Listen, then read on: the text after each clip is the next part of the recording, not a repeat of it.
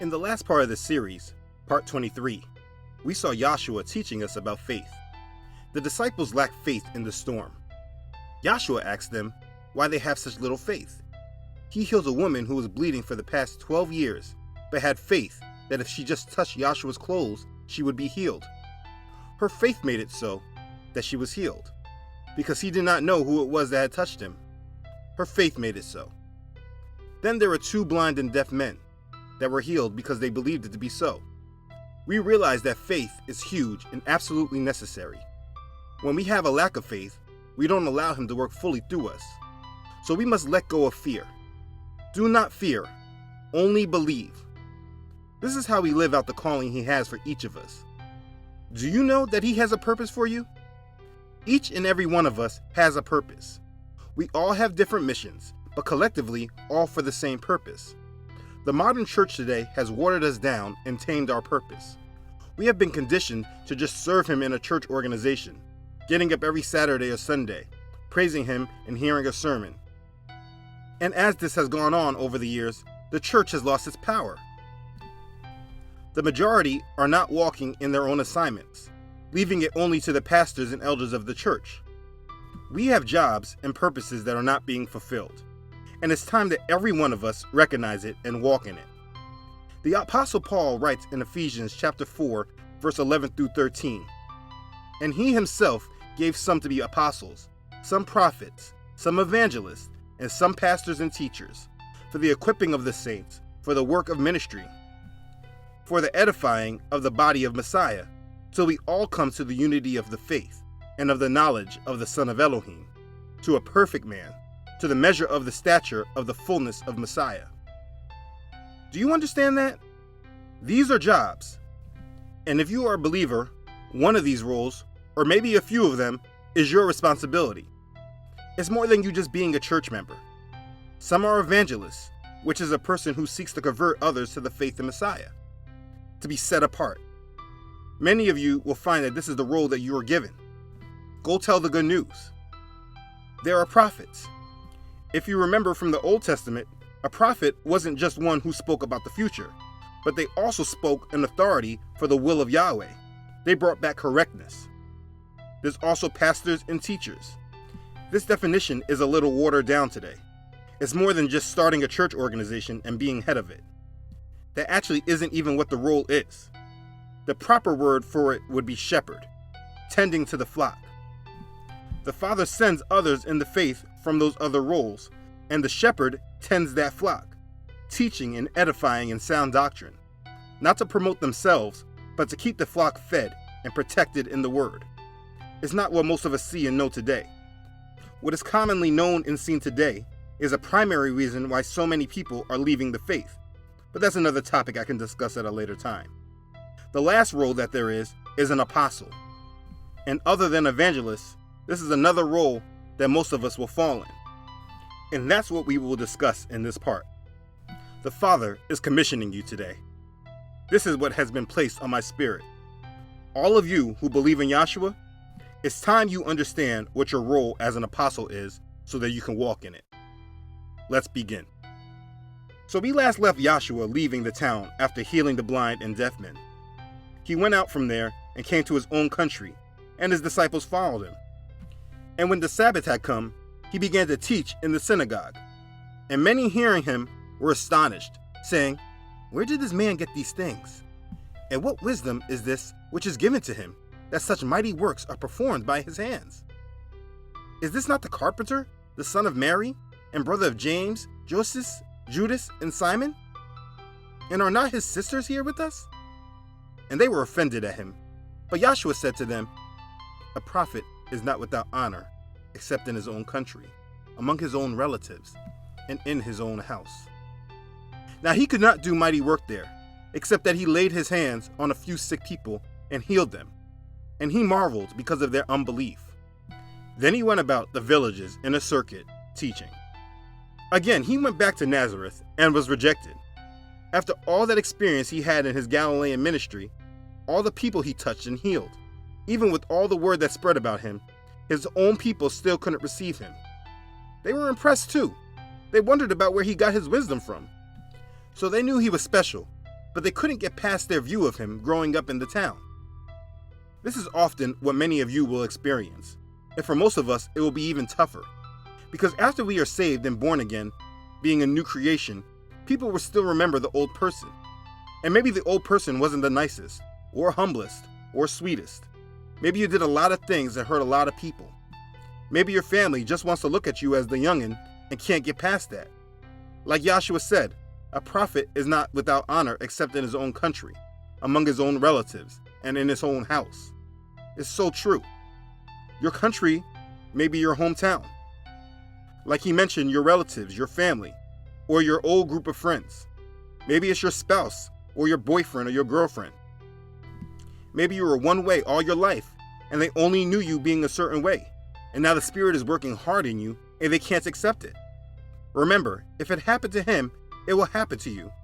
The problem was that he was not able to do any work there because they lacked faith and had unbelief.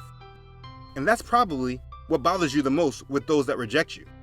You care for them and want to minister to them, but they won't allow it. My advice to you is just pray for them. Pray that Yahweh sends someone else along that can take care of the job that they won't allow you to do. But this will only happen if we all understand we have roles and responsibilities. Because the more of us there are working for the glory of Yahweh, the more lives we are able to affect. So today, you are being commissioned. So Yahshua and his disciples went back to Galilee, and he continued preaching. While in Galilee, he had called his 12 disciples to him.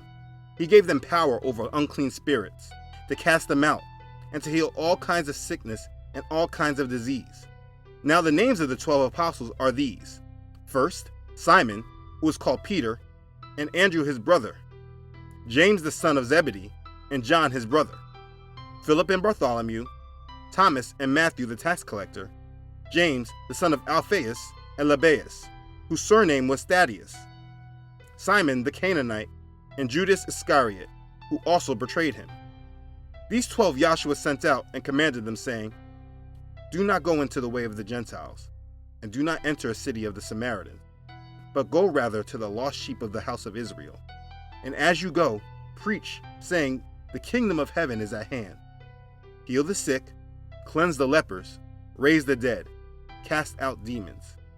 Freely you have received, freely give.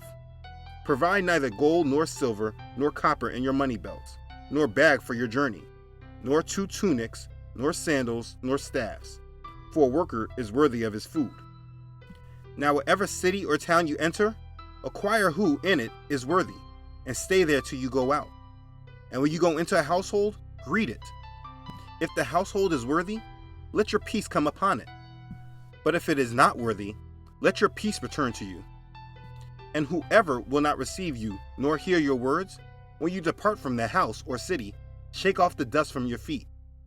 Assuredly, I say to you, it will be more tolerable for the land of Sodom and Gomorrah in the day of judgment than for that city. Behold, I send you out as sheep in the midst of wolves. Therefore be wise as serpents and harmless as doves. But beware of men, for they will deliver you up to councils and scourge you in their synagogues. You will be brought before governors and kings for my sake, as a testimony to them and to the Gentiles. But when they deliver you up, do not worry about how or what you should speak. For it will be given to you in that hour what you should speak. For it is not you who speak, but the Spirit of your Father who speaks in you. Now brother will deliver brother up to death, and the father his child, and children will rise up against parents and cause them to be put to death. And you will be hated by all for my name's sake. But he who endures to the end will be saved.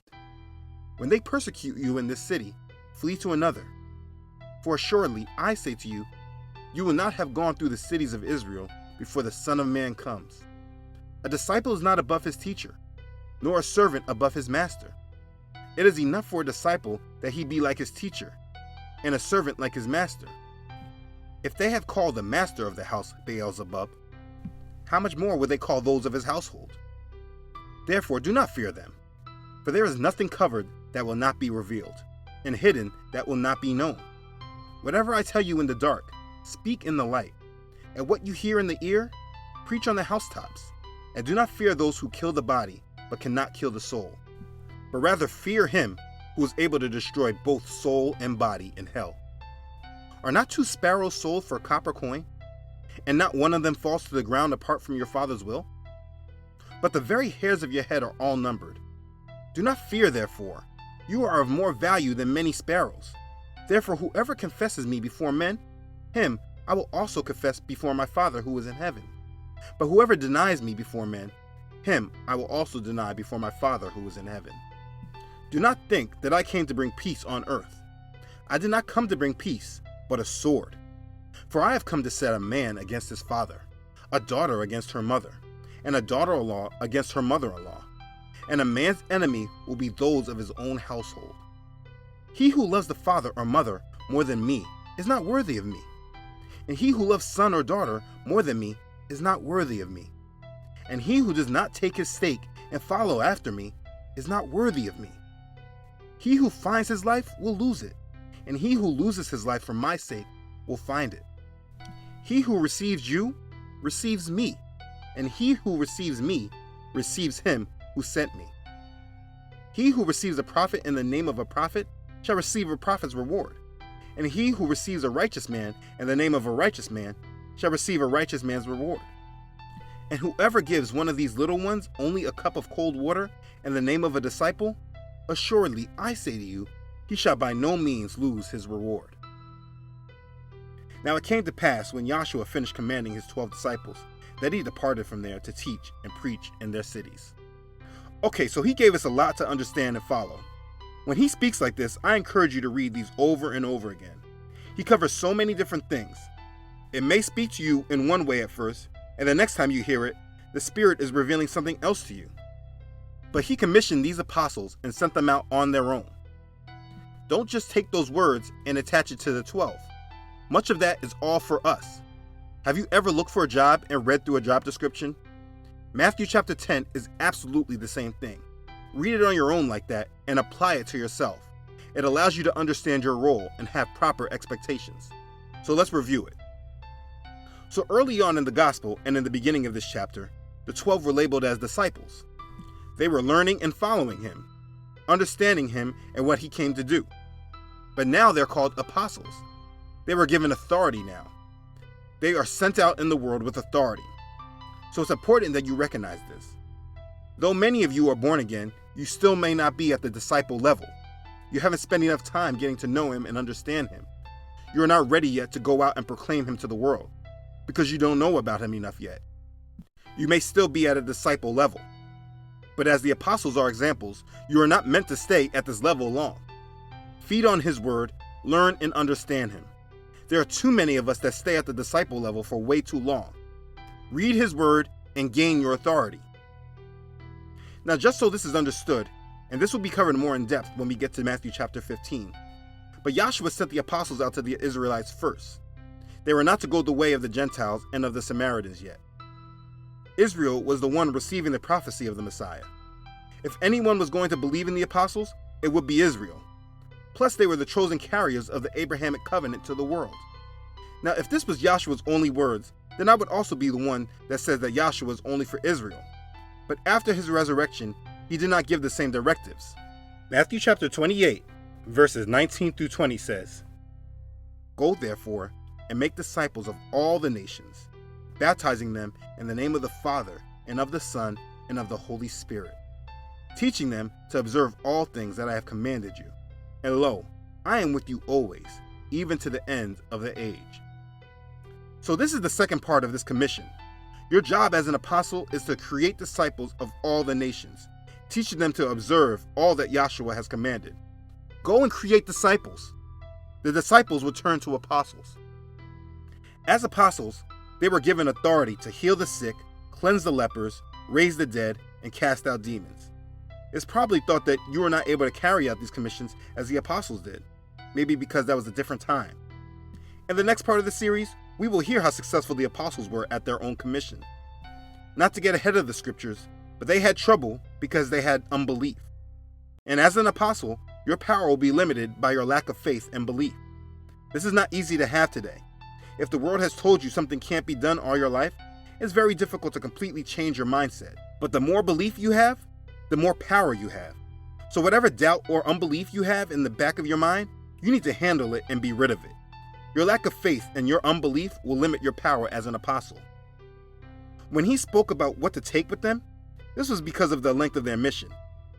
This wasn't the end of their walk with him. They were sent out really to check the climate, to see the people's response to the Messiah. This is not a commission for you to go out in the world with nothing. That wouldn't be practical. Context is very important. But an important part that he did specify when they went out was about where they stayed. They were to go in town and inquire who was worthy or of good reputation, and they were to stay there. This is important to understand. This was a new ministry given to the people. The apostles' reputations and image were very important. If they went into town and stayed at a sinner's home with a bad reputation, they would have lost credibility and weakened their ministry. So always consider this for your ministry. You can't expect to minister to others and you are hanging out with a multitude that have a bad reputation. You can always minister to those people, but you must always remember your credibility is important. Don't do things that ruin it, because the people you're ministering to won't receive you. He also explained how to deal with those that do not receive you. He said, "And whoever will not receive you, nor hear your words, when you depart from that house or city, shake off the dust from your feet." So make sure you do this. Shake off whatever you picked up from them and leave it there. Don't bring it with you. He continuously speaks on the judgment that those who reject him will receive. It's a very sad thing for them. Just pray for those that reject you, but do not carry it with you. It will limit your ministry. This next part is deep and very important to understand. He says, "Behold, I send you out as sheep in the midst of wolves. Therefore be wise as serpents and harmless as doves." Sheep in the midst of wolves. Yahshua understands what kind of world he's sending us out into. The world that wants to devour and destroy us. They will be violent and destructive with us. They want to break up the flock. It's often hard for believers to deal with this world because they lack understanding in this. They ignored that he told us the role that we would play and how we would be in this world. Many of us want to be wolves because we are encountering wolves too. But that's not what he commissioned. He wants us to be wise as serpents and harmless as doves. So think before you act and or react. Do not return evil for evil. You are to be harmless. This is a mindset change. Understand your role and place in the world and act accordingly. Now after this, he warns them saying, "But beware of men, for they will deliver you up to councils and scourge you in their synagogues. You will be brought before governors and kings for my sake, as a testimony to them and to the Gentiles. But when they deliver you up, do not worry about how or what you should speak, for it will be given to you in that hour what you should speak. For it is not you who speak, but the Spirit of the Father who speaks in you." Now this did not happen during this time when they were sent out. He was preparing them for the future, as well as preparing us. We will suffer persecution. We will be hated. This is what happened to the apostles. But you know what? If none of that ever happened, then the gospel would not have been spread around the world. The persecution of the apostles and what they spoke through the Father speaking through them was used as testimonies to the Gentiles. This is what made the other nations believe in Yahshua. And it is the same today. People are moved by your faith, dedication, and commitment to him. This may be the reality for many of us in the near future. Please hold on to this understanding as an apostle. You may be persecuted for your faith. He said brother will deliver brother, father will deliver child, and child will deliver parent. That's scary. Those who follow him will be hated. This whole section speaks to this point. I can cover this in one video. Just understand that when you live for him, the world will hate you. This is why you should always question megachurches and people labeled as America's favorite pastor, or those that the world has placed in a high regard. He tells that the disciples are not above their teacher. If your pastor is loved by the world more than they love Yahshua, there is compromise somewhere. Ask yourself why they would be different than what Yahshua has said. Read verses 16 through 26 of chapter 10 on your own to make sure you have the right expectation. Many of today's believers think that Yahweh only wants to bless them and make them rich. But Yahshua in his word is telling us something completely different. Now he says, "Do not fear those who kill the body but cannot kill the soul, but rather fear him who is able to destroy both soul and body in hell. Therefore whoever confesses me before men, him I will also confess before my Father who is in heaven. But whoever denies me before men, him I will also deny before my Father who is in heaven." This is very straightforward. Don't fear men and what they can do to your body. Many today have things so backwards. They fear men based on fear of what will happen to their body, but they do not fear anything about their souls. Fear the one who can throw your body and soul in hell. If you read the New Testament, Yahshua has given us so much warning about hell. We don't want to go there. If you confess him before men, he will confess you before the Father. If you deny him, he will deny you. This may be easy when you speak to others that you know believe in him. But what about when you get around unbelievers? Are you scared to show your faith in him because you fear rejection from them? Or maybe you don't want to be labeled as a weird or odd. Don't deny him. He will deny you. Confess him before all men. Don't be a closet believer. Now this part really says so much. The world likes to label Yahshua as this man who just brings peace and love. And don't misunderstand me, he absolutely does. But he also brings a lot more. He says it himself. Do not think that I came to bring peace on earth. I did not come to bring peace, but a sword. For I have come to set a man against his father, a daughter against her mother, and a daughter-in-law against her mother-in-law. And a man's enemies will be those of his own household. He who loves father or mother more than me is not worthy of me. And he who loves son or daughter more than me is not worthy of me. And he who does not take his stake and follow after me is not worthy of me. He who finds his life will lose it, and he who loses his life for my sake will find it. He who receives you receives me, and he who receives me receives him who sent me. Understand, he's not bringing peace, but a sword. He's bringing separation. Instead of being labeled a Christian, the more appropriate label is actually Kodashim, or set apart ones. We are set apart. You will have separation. A man will be against his father, daughter against her mother, daughter-in-law against her mother-in-law. A man's enemy will be of his own household. My life is a living testimony to how true that is. The separation of my family is all about him and my strictness to his word. I'm sure many of you are going through the same thing. This verse should give you comfort because it lets you know it's not you. It's not about you. It's about him. When you proclaim him and commit to him, those that aren't truly for him, or those that are insecure about their own walk, or those that are prideful, will reject you. They will be your enemy. Your walk in Messiah will not bring a bunch of friends and people that wish you well. You must remember there are people that have been serving him in a particular way for many years. Many like my grandmother, close to 90 years. So there could be a lot of pride attached to them, because it's hard to admit that you may have been deceived for 50 years, 60 years, or even 90 years. That pride will bring division, because it's not about them serving the Father's will, but it's in fact about them saving face. If you are finding that people are separating from you because of your choice to serve the Father, you are moving in the right direction. I always know those that are serious about Yahweh when they say they can't find a lot of like-minded believers. It's because they're setting themselves apart. He did not come to bring peace. The word of Elohim is a sword, and those that follow and use it will be separated from the masses. The world hates him, so they will definitely hate you. And the lukewarm believers don't want to sacrifice as much as you, so they do not want to be reminded or bothered by you. Just expect it. It comes with the territory.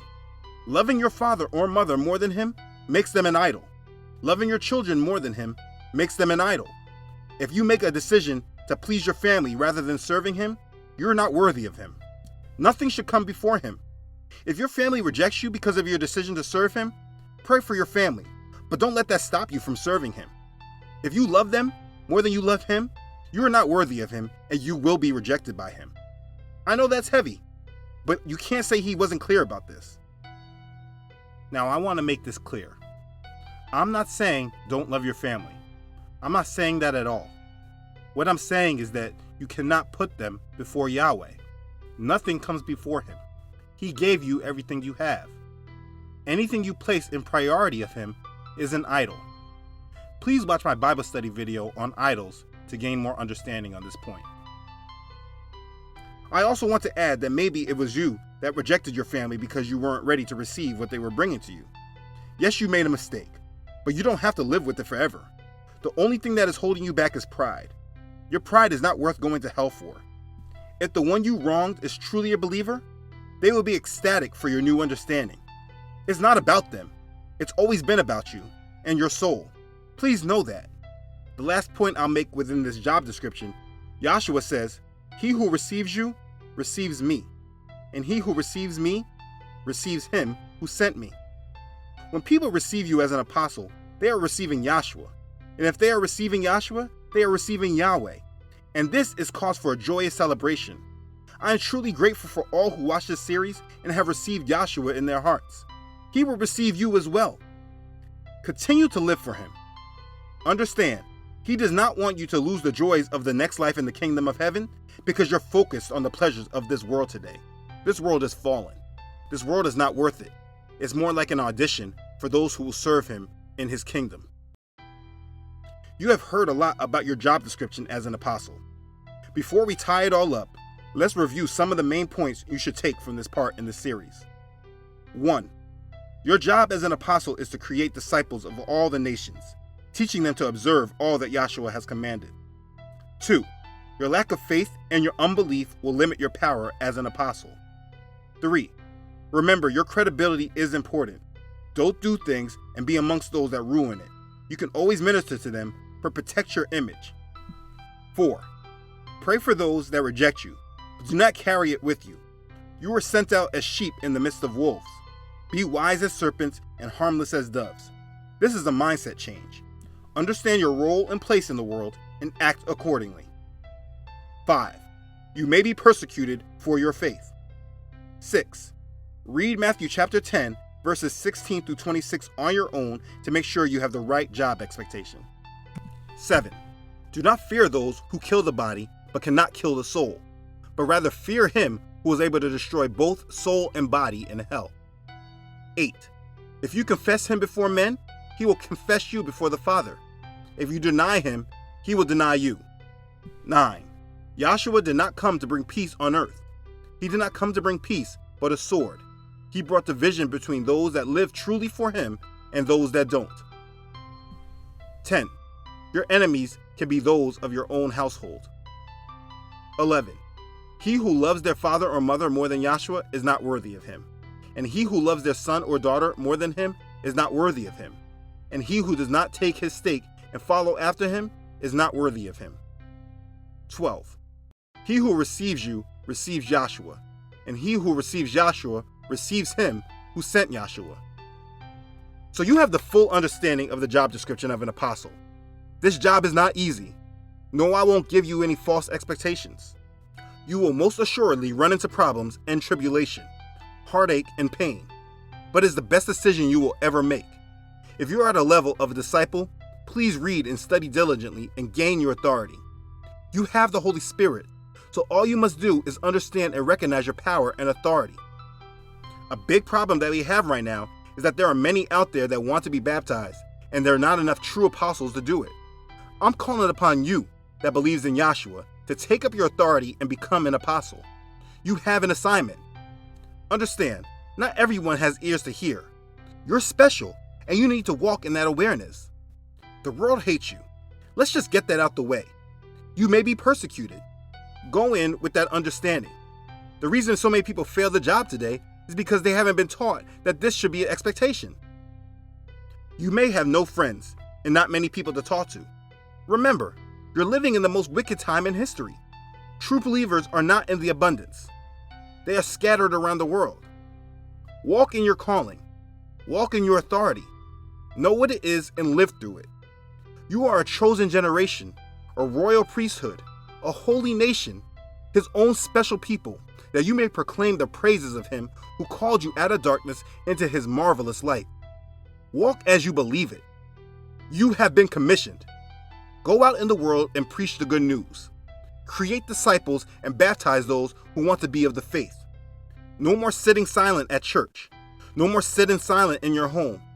Pray to the Father and let him guide your steps on what he wants you to do to build his church. He gave us all different talents. Maybe you sing. Maybe you dance. Maybe you draw. Maybe you work in healthcare. Maybe you own businesses. We all have different gifts, and we should use those gifts he gave us to serve him. So I encourage you to do just that. It doesn't matter whether you're young or old, man or woman. If you feel a tug on your heart to apply this message, then he is commissioning you. You are the reason why I made this video. Don't let the world keep you down focused on things that don't bring him any glory. Elevate your role to an apostle and serve him even more today. This is not about titles, walking around saying, I'm Apostle so-and-so and I'm this and I'm that. It's not about that. It's about serving him and doing his will. You have been commissioned. Do you accept? So listen, thanks for watching. If this has blessed you, please don't forget to like it and share it. If you haven't already, don't forget to subscribe to this channel. I upload every Friday. Don't forget to follow this ministry on Facebook and Instagram. I really would like to give a special thanks to all who donate to this ministry. Thank you for your support. You are truly a blessing to me. I want you to know I would not have been able to make this video this week without your support. Please know that. Your support humbles me, and I'm very grateful for you and Yahweh working through you. Thanks again. Okay, thanks again everybody for watching. I love you all.